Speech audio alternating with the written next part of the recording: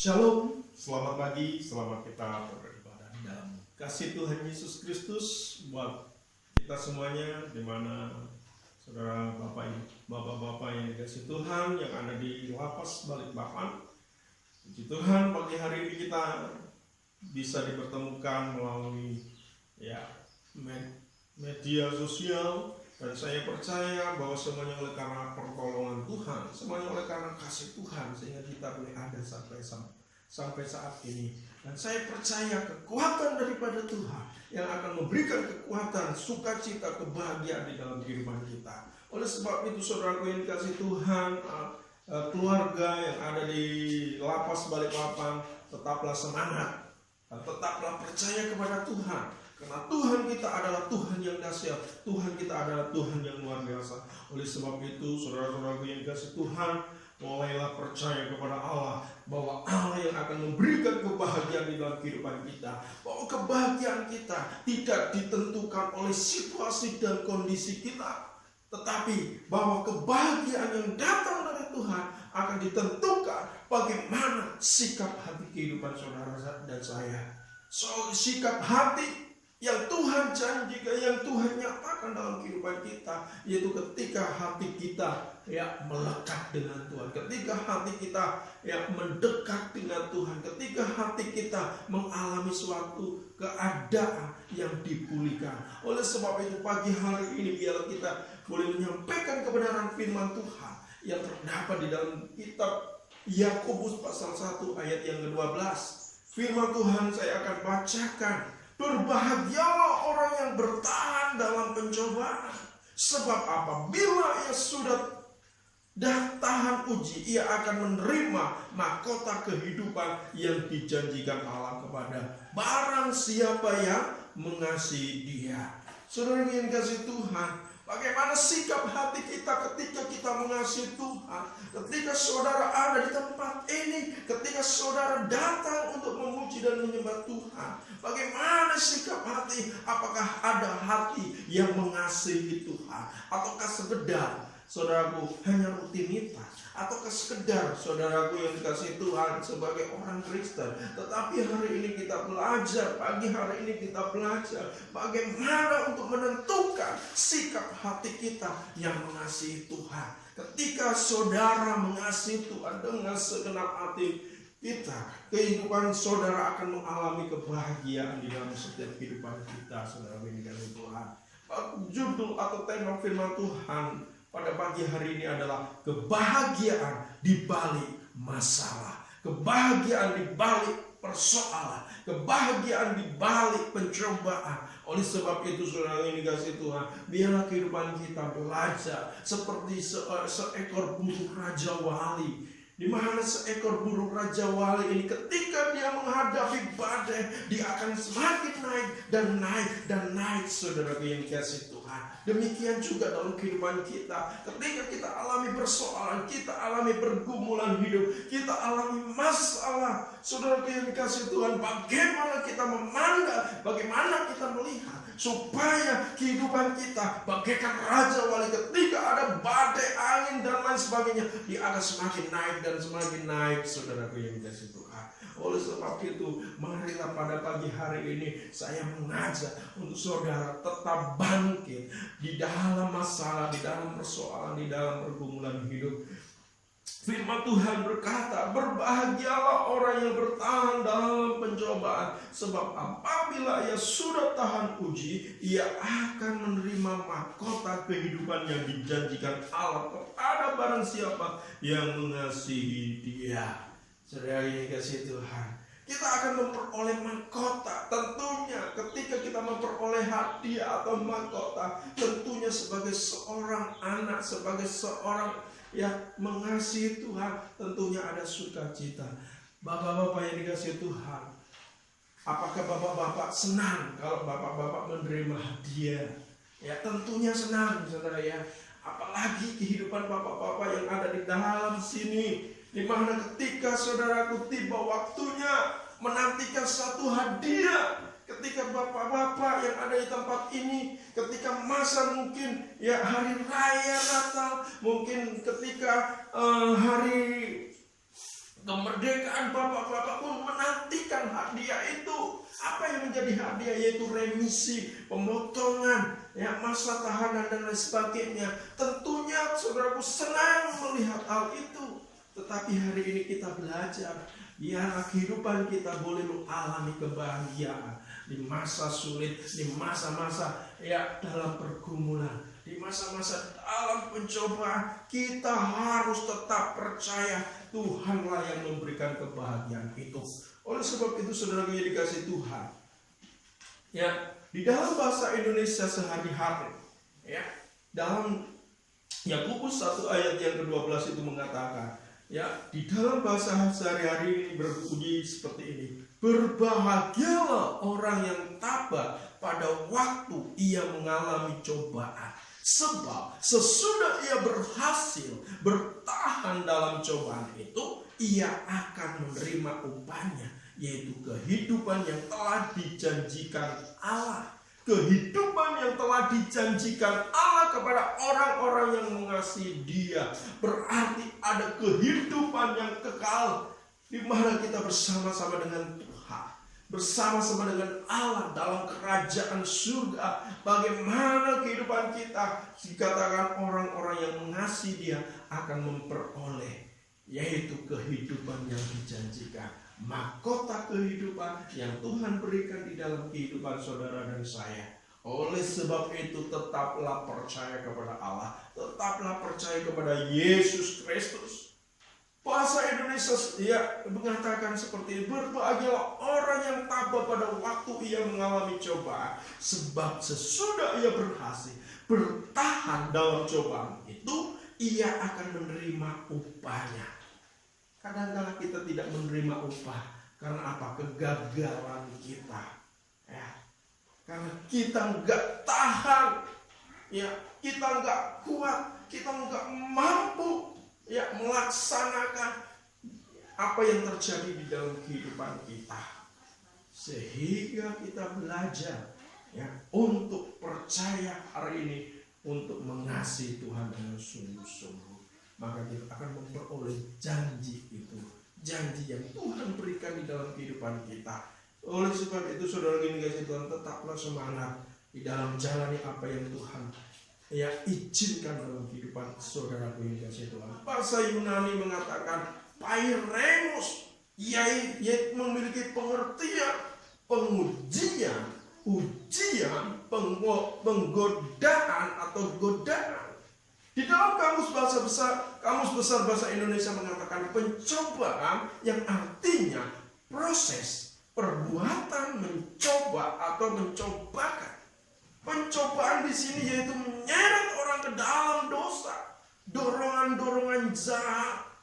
Pencobaan bukan datang dari Tuhan, karena itu, ya, karena Tuhan tidak pernah mencobai. Pencobaan datang dari keinginan sendiri iblis, dan Tuhan izinkan dalam kehidupan kita. Oleh sebab itu saudara yang dikasihi Tuhan, jika pencobaan datang dalam hidup saudara dan saya, jangan terus kita menyalahkan Tuhan bahwa Tuhan tidak mencobai kita, tetapi Tuhan izinkan kita melalui proses, ya, kita ada di dalam proses untuk ketika kita bertahan, untuk kita menjadi kuat. Saudara yang dikasihi Tuhan, jangan sampai, ya, ketika kita ada dalam pencobaan, ada oknum-oknum saudaraku yang akan menguasai saudara, sehingga ketika dikuasai kehidupan saudara, maka saudara akan diseret, ya, dicuri, dihancurkan, bahkan dibunuh. Itulah sifat iblis. Oleh sebab itu ketika anda ada dalam pencobaan, mulailah belajar ingat kepada Allah, mulai belajar percaya kepada Tuhan, bahwa di balik persoalan, di balik masalah, di balik pencobaan itu, bahwa Tuhan akan beracara dalam kehidupan saudara dan saya. Seperti halnya Ayub, kenapa Tuhan izinkan, ya, alami pergumulan, pencobaan? Karena Tuhan ingin kuasa Tuhan, kemuliaan Tuhan dinyatakan. Dan pada akhir daripada Ayub, di mana Ayub pun mengalami pemulihaan. Sama dengan kehidupan saudaraku yang ada di mana saat ini berada. Mengapa firman Allah mengajarkan untuk kita bahagia dalam pencobaan? Tentunya saudaraku, ketika saya mengatakan, Kenapa berbahagia di tempat ini? Ya. Mungkin saudara, waduh, gak bisa Pak. Persoalan begitu berat. Wah Pak, pergumulanku. Wah Pak, saudara ini kasih Tuhan.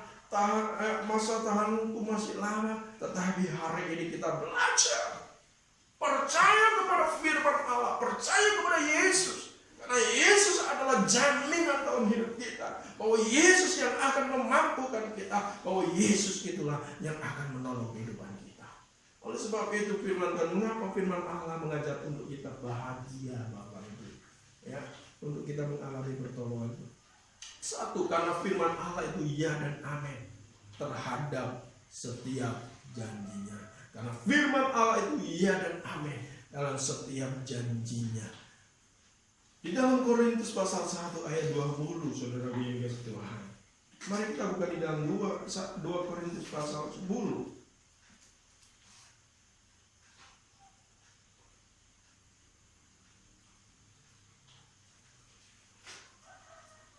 Di dalam 2 Korintus pasalnya yang 10, 2 Korintus pasal 1 ayatnya yang 10, firman Tuhan katakan,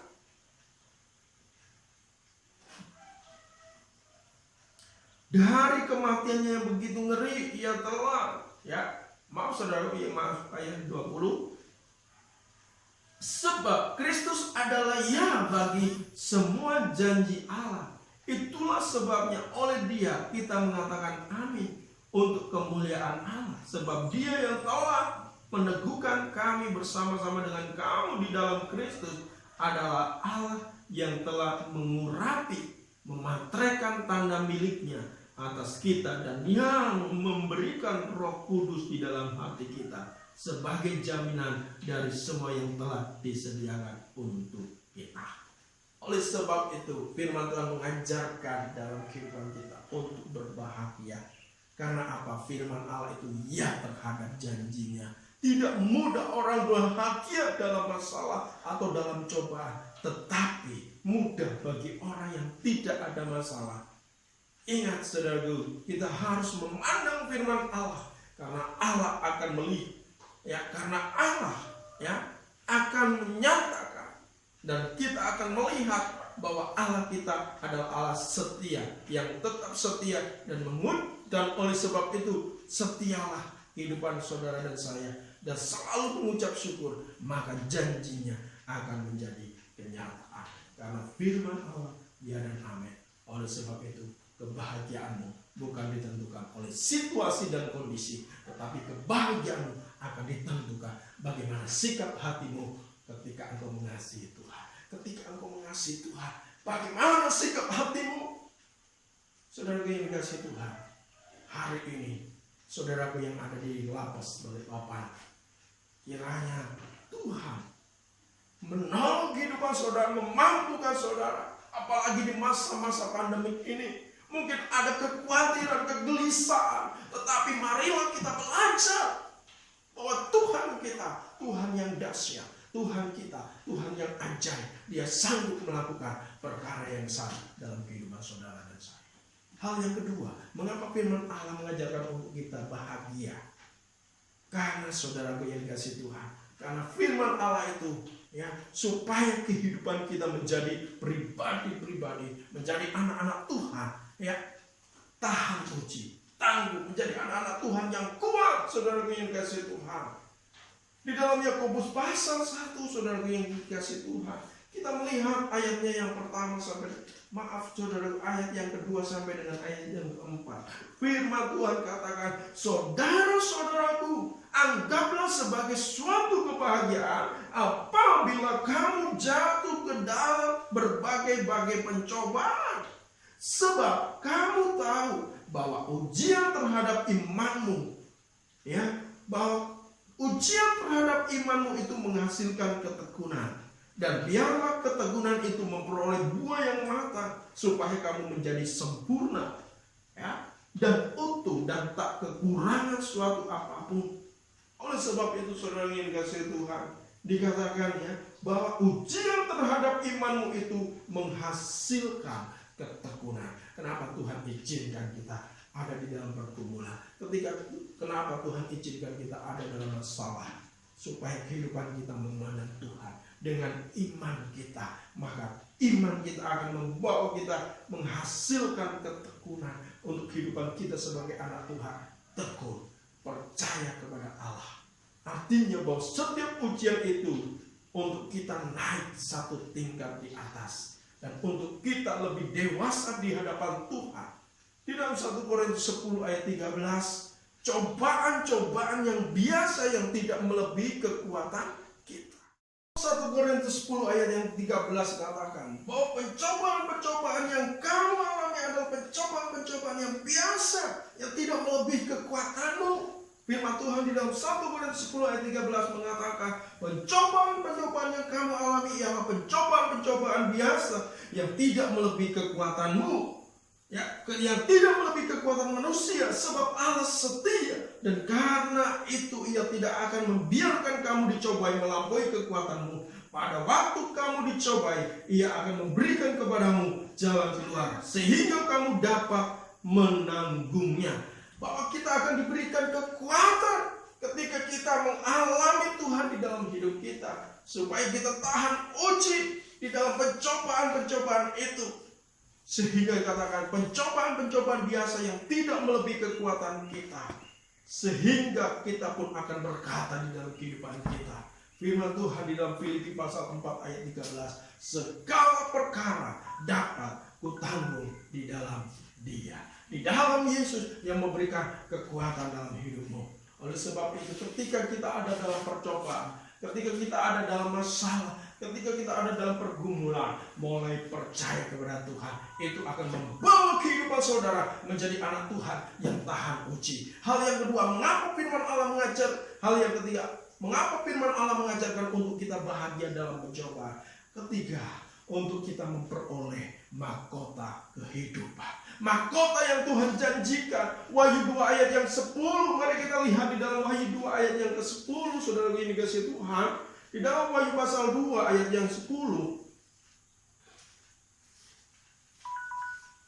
Wahyu 2 ayat yang 10 mengatakan, saudaraku, ya janganlah takut terhadap apa yang harus engkau derita. Sesungguhnya iblis akan melemparkan beberapa orang dari antaramu ke dalam penjara, supaya kamu dicobai dan kamu akan beroleh kesusahan selama 10 hari. Hendaklah engkau setia sampai mati, dan aku akan mengaruniakan kepadamu mahkota kehidupan. Mengapa firman Allah mengajarkan untuk kita bahagia dalam pencobaan, untuk kita bahagia dalam masalah, saudara, untuk kita akan menerima mahkota kehidupan. Dalam Wahyu pasal 2 ayat 10 pun mengatakan, barang siapa yang setia, dikatakan orientasi kita bukan hanya ada di dalam dunia ini, melainkan orientasi kita ada dalam kerajaan surga. Orientasi kita ada dalam kerajaan surga. Masalahnya, apakah kita yakin bahwa hidup kita mau masuk surga? Di dalam pergumulan, di dalam masalah, di dalam percobaan, apalagi kehidupan saudara yang ada di lapas Balikpapan ini. Dan bagaimana kita mendapatkan mahkota itu? Firman Tuhan katakan, setia dan melakukan firman Tuhan. Setialah dalam melakukan firman Allah di dalam hidupmu, maka mahkota kehidupan akan dijanjikan. Mahkota kehidupan akan diberikan dalam hidupmu. Hendaklah engkau setia sampai mati, dan aku akan mengaruniakan kepadamu mahkota kehidupan. Oleh sebab itu, mengapa firman Tuhan mengajarkan untuk kita bahagia dalam pencobaan, supaya kita menikmati janji Allah. Yang kedua, supaya kita menjadi anak-anak Tuhan yang kuat, yang tangguh, yang tahan uji. Dan yang ketiga, supaya kita memperoleh mahkota kehidupan, kerajaan Allah, kerajaan surga, kehidupan yang kekal bersama dengan Tuhan Yesus Kristus. Bagaimana itu semua kita bisa jalani? Bagaimana itu semua bisa kita nikmati, raih dalam hidup kita? Yang pertama, kita harus mengasihi Tuhan. Yang pertama, kita harus mengasihi Tuhan. Bagaimana hal itu terjadi dalam hidup kita? Supaya apa? Supaya kehidupan kita mengasihi Tuhan. Hidup kita mengasihi Allah. Karena di dalam kasih tidak ada ketakutan. 1 Yohanes 4 ayat 18. 1 Yohanes 4 ayat yang ke-18, firman Tuhan katakan, 1 Yohanes 4 ayat 18 firman Tuhan katakan, di dalam kasih tidak ada ketakutan.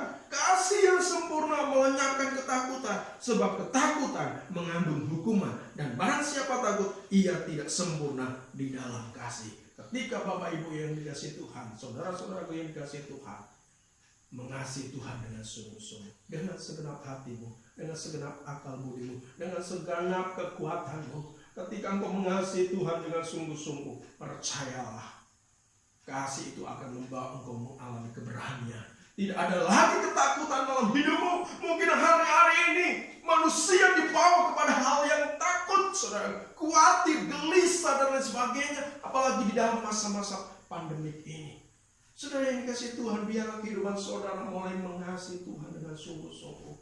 Ketika engkau mengasihi Tuhan, beribadah dengan sungguh-sungguh, berdoa dengan sungguh-sungguh, menyembah dengan sungguh-sungguh, percayalah pemeliharaan Allah terjadi dalam hidupmu. Ketika engkau mengasihi Tuhan dengan sungguh-sungguh, maka kasih yang tidak terbatas itu, kasih yang sempurna itu melenyapkan ketakutanmu hari-hari ini. Di masa-masa pandemi, mungkin hari ini engkau takut, engkau khawatir, engkau gelisah, tetapi percayalah, ketika engkau benar-benar mengasihi Tuhan, maka kasih itu akan mengalir dalam hidupmu. Kasih itu akan mengalir dalam kehidupan saudara dan saya. Ketika kita mengasihi Tuhan dengan segenap hati, dengan mengasihi saudara kita, dan sumber kasih adalah Yesus sendiri. Datang kepada Yesus, cari sumber kasih itu, maka engkau akan dapat mengasihi sesamamu. Engkau akan dapat mengasihi orang lain. Engkau pun akan dapat mengasihi dirimu sendiri. Karena apa? Kasih Yesus ada di dalam hidupmu. Dan itulah yang Tuhan mau dalam kehidupan saudara dan saya. Di masa-masa pandemi ini, di dalam masa pencobaan, di dalam masalah pergumulan hidup, kasihilah Tuhan Allahmu. Sungguh-sungguh dengan Tuhan. Percayalah Tuhan akan menolong hidupmu. Hal yang kedua, bagaimana itu terjadi dalam hidup kita? Ya. Hal yang kedua adalah melekat terus dengan Tuhan. Tinggal di dalam Tuhan. Berdoa, memuliakan Tuhan dengan sungguh-sungguh. Oleh sebab itu, saudaraku, Yohanes 15 ayat 7. Ya. Yohanes 15 ayat 7 mengatakan, saudaraku, barang siapa tinggal di dalam aku, maka aku akan tinggal di dalam kamu. Dan kamu akan berbuah. Dan apa yang kamu minta, Tuhan akan berikan dalam hidupmu. Di dalam ayat 7 mengatakan dalam Yohanes 15 ayat, jikalau kamu tinggal di dalam aku dan firmanku tinggal di dalam kamu, mintalah apa saja yang kamu kehendaki dan kamu akan menerima. Dalam hal inilah Bapakku dipermuliakan, yaitu jika kamu berbuah banyak, dan dengan demikian kamu adalah muridku. Oleh sebab itu, saudara yang dikasihi Tuhan, dekat dengan Tuhan, melekat dengan Tuhan, cari Tuhan sungguh-sungguh. Dimanapun saudara berada, mungkin di kamarmu, mungkin di ruangan ini, mungkin di mana engkau berada, mungkin orang lain tidak tahu dan orang lain tidak lihat, tetapi engkau mau dekat dengan Tuhan, mau cari Tuhan, mau mendekat dengan Tuhan, maka saudara yang dikasihi Tuhan, Tuhan pun akan dekat dalamnya. Artinya dalam seluruh hidup kita, baik susah, senang, terus cari Tuhan, terus cari Yesus. Apabila orang yang melekat itu menempel, saudara, yaitu menempel dan melekat terus, jadi tahu isi hati daripada Tuhan. Dan inilah ciri-ciri orang yang selalu melekat dengan Tuhan. Apa yang jadi ciri-ciri orang yang melekat dengan Tuhan? Selalu tersenyum walaupun ada masalah. Dan yang kedua, cirinya adalah rendah hati. Dan yang ketiga adalah menghadapi masalah dengan kepala dingin, tidak mudah emosi, selalu mengucap syukur, memiliki kehidupan doa yang konsisten. Saudara yang dikasihi Tuhan, biarlah kehidupan kita memiliki ciri-ciri daripada orang yang dekat dengan Tuhan, yang selalu tersenyum walaupun ada masalah, yang selalu merendahkan diri di hadapan Allah, merendahkan hati kita di hadapan Tuhan. Saudara, dan kita pun ketika diperhadapkan dengan masalah, hadapi dengan kepala dingin, tidak mudah emosi, ya, dan selalu mengucap syukur. Amin. Milikilah kehidupan doa yang konsisten. Itulah ciri-ciri daripada orang-orang yang mengasihi Tuhan, yang melekat dengan Tuhan. Oleh sebab itu, kesimpulan dari kebenaran firman Tuhan. Jadi, ketika alami pencobaan, alami masalah, pergumulan hidup, janganlah kita lari daripada Allah, tetapi terus melekat kepadanya dan selalu berpikir positif, maka kita akan disebut bahagia dan tetap setia. Maka mahkota kehidupan akan menanti kita, sehingga kita akan berkata pada pagi hari ini. Pada pagi hari ini kita berkata di dalam Efesus 6 ayat 10 mengatakan, akhirnya hendaklah kamu kuat di dalam kekuatan Tuhan, di dalam kekuatan kuasanya, kekuatan Tuhan yang akan memampukan saudara ketika saudara melewati masalah-masalah, ketika saudara melewati pergumulan hidup, ketika saudara mengalami pencobaan hidup. Oleh sebab itu perkatakanlah firman, biar kita kuat di dalam Tuhan, di dalam kekuatan kuasa, maka Tuhan pun memberkati kita. Amin. Jadi Tuhan, biarlah kebenaran firman Tuhan, biarlah kita tetap percaya. Dan saya percaya Bapak Ibu ya, saudara yang dikasih Tuhan yang ada di lapas, tetaplah semangat dan tetap jaga kesehatan dan ikutilah apa yang jadi kebenaran firman Tuhan. Dan saya berdoa buat saudara. Terima kasih Tuhan Yesus, kami bersyukur di hadapan Tuhan buat kebenaran firman-Mu, bahwa firman-Mu ya dan amin dalam hidup kami. Dan kami percaya, berkatilah Tuhan dalam setiap firman Tuhan untuk kami dapat melakukan. Ya firman-Mu ini Tuhan memberi kekuatan bagi kami yang ada di tempat ini. Berkatilah anak-anak-Mu yang ada di lapas Balikpapan. Tuhan berkati istri dan anak-anak mereka. Tuhan pun menolong, Tuhan menjaga dan memelihara mereka. Demikian kami pun berdoa para petugas yang ada Tuhan, bagi kepala kalapas, KPLP Tuhan, kepala binaan, para seluruh jajaran karyawan ya Tuhan, petugas dan lain sebagainya, bahkan seluruh anak-anak narapidana yang ada di Balikpapan, lapas Balikpapan ini, kami berdoa Tuhan menolong, Tuhan menjaga dan memelihara di masa-masa pandemik ini. Biar kekuatan kesehatan ada dalam hidupnya. Tuhan campur tangan, Tuhan lindungi di masa-masa pandemik ini Tuhan. Biarlah Tuhan senantiasa memberkati baik dalam setiap pelayanan pekerjaan Tuhan yang ada di lapas Balikpapan. Tuhan pun berkati, nama Tuhan dipermuliakan. Kami serahkan semuanya dalam tangan-Mu, Tuhan mampukan mereka. Dan kami serahkan semuanya dalam tangan-Mu, di dalam nama Tuhan Yesus Kristus. Kami sudah berdoa dan mengucap syukur. Dan kami serahkan kehidupan kami dalam nama Yesus. Haleluya. Amin.